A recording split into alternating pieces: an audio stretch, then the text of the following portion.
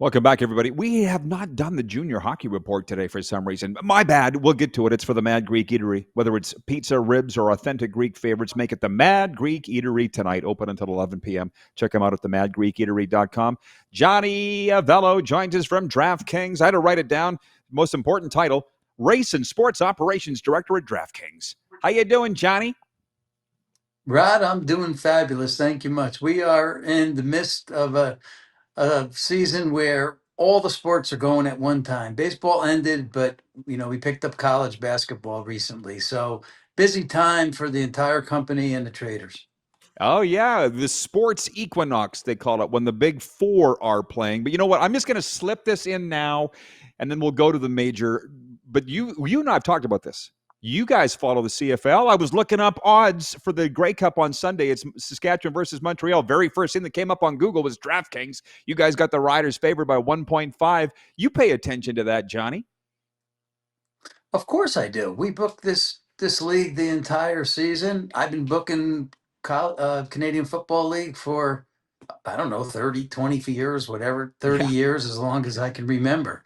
Um, in the one thing I do like about, I like booking the league in general. It does handle a fair amount of money, but I like this Grey Cup because it's positioned in a way where it doesn't really affect the NFL games on Sunday. The morning games will be over with and the afternoon games will have started and be somewhere at around halftime or so, start of third quarter, and then this game kicks off. So to me, it's an added attraction for the day. There's no doubt. It's the 112th Grey Cup, by the way, and you are a sportsman. You know it's no joke. That league's been around for a long time, twice as long as the Super Bowl. And yeah, we're all excited about it. Saskatchewan versus Montreal on Sunday. But I got to ask you this to the NFL, John. Is it just me? Because you're on top of this. This is what you do. It seems like the zaniest year ever. How would you describe this NFL season as we get ready for week 11? I guess zany in the way some of these games have ended. Teams with leads in the fourth quarter blowing those leads. There's been a lot of that this year. As far as results are concerned, the chalk rod has won a lot. I mean, they really have. They're running at a pretty good clip as far as against the spread that, the favorites are winning more than not. Um, but I think your Zanius comes into play on the way that some of these games have ended. And that's the National Football League for you. I mean, it is an entertaining an event, and we see this every year. Maybe more so this year on some of these crazy endings, and maybe that's what's going to happen in the future also. But I know where you're going with it. But there's still the outcomes have still been the teams that have been predicted to win. Well, listen, I am no betting expert. 10 years in recovery. But I follow it. The term chalk means the favorite, basically, right? That's correct. Yeah, yeah. I know enough about it. I do host a sports show, which, by the way, did you know that we're on daily on the Silver State Sports and Entertainment Network? I won't tell you what channel it is. I don't know, but we're on across Nevada. We started a couple of months ago now on the Silver State Sports and Entertainment Network. So now you know, Johnny. So we try to get as much of a Vegas flair here as we can. And I don't just want to talk about numbers. I want to talk about fun stuff. We'll get back to the numbers in a second. But the Dallas Cowboys come to town Monday night. America's team, my reluctant team.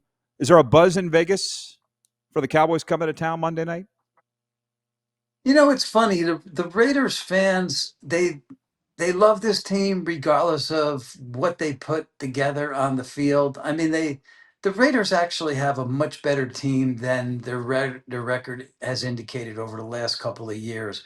I think it really starts with the overall management of the team, and I don't think they're doing a very good job. They went out and hired Pete Carroll, who's really this game has passed him by. Geno Smith's the quarterback. Why is Geno Smith even a starter in the league? So the Raiders just haven't done a good job, but they've got some really quality players. Brock Bowers is one of the best tight ends in the league, and a defense that's not bad. So the to answer your question, the town embraces this team. It's a great stadium. It's a great venue to go watch the games, regardless if they win or lose. They're going to pack it, and so it's Monday Night Football. Dallas comes to town. There'll be plenty of Dallas fans there also, but the Raider black and silver will show up in full force, regardless of they'll bitch and moan about what's going on with the team, but they'll show up and root hard for them. They're fans. But I'll tell you, this is the first time the Cowboys have been to Vegas for a Monday nighter, so I can't imagine. You'll be maybe a little surprised how many Cowboys fans will be there, Johnny, but we'll see. Which, by the way, I hope you're enjoying this chat as much as I am. I'm only going to keep you for about another 10 minutes, but, Super Bowl in Vegas, I was hoping to make my way across town to see you. I couldn't. It was too flippin' insane. It was everything. It was everything you thought it would be, and more. They trying to get it back? I assume you are. I'm sure we'll get it back again. What I've always said when I worked in the retail business in town, I said that if you can't make it to Vegas for a Super Bowl, one of the parties, then you might try going to the Super Bowl itself. That's how good that the events have been in town. It's just been an exciting place to come. At one time, we had the exclusive on gambling that no longer exists. But the parties were, at least the ones we threw at Win, were really over the top. And then here we are having a Super Bowl in town plus all the parties. So that was just a huge, huge event for the town. Now, will it come back again? Absolutely, it'll be back. It's a great place to have it. We have the hotels to accommodate it, all the amenities that people want to enjoy. And so expect it here again. I don't know what the plan is, but I'm sure the Las Vegas uh, you know, committee that brings in all the events, convention authority, will be pushing hard to get this event here again soon. It all comes down to this. If the NFL, they'll look at what Super Bowls are making the most money and they'll decide where they're going back. But I'm not very bright. I think you figured that out. It took me several days to figure out how to make a plan for this Super Bowl because it's different than the others that I've been at. It's like Wayne Newton's having a news conference at 2 o'clock. John Taffer's having a news conference. Carrot Top's having a news conference. I mean, why would I care? Flavor Fave is having a con. Like, what the heck? What? It was like Vegas times 10,000 was my experience. What was yours? Yeah. Well, for me, it was, I've lived in this world. So to Yeah, me, I knew it would true. be I knew it would be crazy. And I knew that, things would be really crowded. I think the only issue for me was navigating through the town to get to the places I needed to get to, like, Radio Row and some other spots. But besides that, it's Vegas as business as usual in Vegas. Yeah, I got okay. Well, I finally just left my car. I'm like, I will just walk everywhere. It'll be faster. There was just so much going on. It was quite amazing. So, are you having fun watching the Super Bowl favorites and the MVP race? Because we got guys now, Drake May and Matthew Stafford, that quite frankly nobody was talking about going into the year, and I'll guarantee you nobody was talking about the Colts and the Broncos. You enjoy how the seasons go that way? I am enjoying it, and these teams have elevated their play. Now, that doesn't necessarily mean that this trend will continue because I don't think it will. Um, there's a lot of teams that have had a rough time so far that are much better than they've shown. Chiefs are better than they've shown with this 5-4 record. Uh, the Ravens have certainly had some problems, but they're still in the mix. And the funny part is we've got the Ravens 4-5 and the Bills 5-4. And when you look at our future book, those teams are both well. Actually, Kansas City's in the top two, and the Raiders are certainly in the top six. So the Ravens. So we're looking at these teams making a run. The Bills are another team, even though 6-3, kind of been disappointing at times. I think they're a better team than that. So these teams that are playing well, the Colts and the Patriots, Bears, I think those teams will continue to play good and make it to the playoffs, possibly. But I still think the cream rises to the top in the very end. And the Eagles are another one of those teams. I mean, they're one of those teams that they don't look that good at times, but they know how to win football games.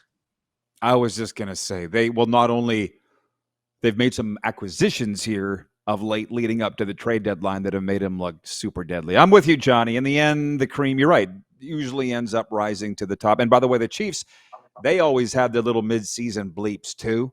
I think my God, there's been a lot of money spent on the Chiefs the last few years, huh? In the money time.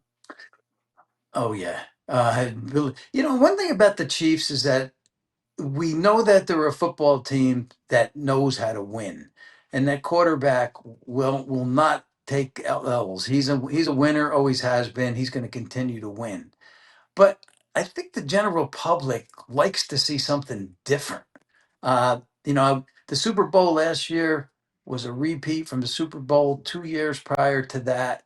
So NFL fans would like to see some new blood. They'd like to see Yeah. something different. Maybe a Lion Bills Super Bowl. That would be pretty exciting. So that's one I'd like to see. But what is it going to happen? I don't know. But any new blood helps. It helps us in the sportsbook industry too, because our bettors kind of get tired of seeing the same props, same guys. So I'd like to see a little bit of new flavor this year if we Oh, could get that. trust me, I get it. And I had a Bills Lions Super Bowl. I'm not moving off of it, despite the Bills completely laying an egg here in Miami on Sunday. But even we move on. Listen, you see, I got my Golden Knights jersey over my shoulder here, and we're on the Silver State Sports and Entertainment Network across Nevada daily, of course, across Canada on Game Plus TV. Greg McIsaac, your buddy, knows that. But people throwing some change down on hockey. What is this year 9, I think, for the Golden Knights? How's their popularity grabbing in Sin City? In Sin City, you could go to any book and ask them who their liability is, and they'll tell you it's the Golden Knights. I mean, it's since day one, the Golden Knights have been bet in the future book to win it all, and game by game they get bet because people want to get a little something down before they go to the game. They're not going to bet the opposing team. Most aren't. Um, Now, for us at DraftKings, it's a little bit different. We don't, since we're in 30 different jurisdictions, not everybody is a Knight fan. So for us, it's a mix. We have bets on Bruins and Devils and Jets and Toronto Maple Leafs and the Avalanche. We're really spread out. The town here, although they do get action on these other teams, by the end of the year and during the year, they need the Knights to lose. Otherwise, they take a pretty good hit on a future book. Well, I think you were the first guy that told me that the Golden it's Vegas is more of a Golden Knights town than a Raiders town. Is that still a? I mean, the Golden Knights people have confirmed that, but they're going to say that. I assume that's still a thing. Well, when you say that, if you go to Golden Knights games, they're packed. You go to Raiders games, they're packed. So I think the fan base is out for both of them. It's just that the Knights have had success. The Raiders have not. Um, so that's why I think more fans in town may migrate towards the Knights because you like to root for a winner. Uh, and let's face it, this town, not everybody was born here. They do come from a different place. They come from New York. They come from Florida. They come from Carolina. So they do have their teams that they've root for their whole life. But the Knights, maybe they don't have a hockey team where they come from. So a lot of them embrace the Knights. They'd like to embrace the Raiders too, but the Raiders just make it so hard to do so. I know. Well, they were all of our NFL pundits we have on this show going into the season. Almost all picked the Raiders to be the surprise team and make the biggest jump. Even former NFL players said it was going to be the Raiders. So listen, you get it every day. I won't bring you down with that. But this one of our viewers, John in Edmonton, has multiple times asked me to ask you about the MLB. We just talked about Raiders and Golden Knights in your town, and now you got MLB coming. Man, you've been in Vegas for so long. Did you ever think you'd see a day that it might be crowded with major sports teams in your backyard? I kind of saw it coming, but I thought the NBA would be here before the hockey and the football team because I remember the mayor talking about wanting to bring an NBA team in. So that's coming also. So yeah, we got this Major League Baseball team coming in. The stadium, I've seen the renderings of it. It's quite beautiful. The hole's only maybe 28 to 30. I think it's less than 30,000, 28,000.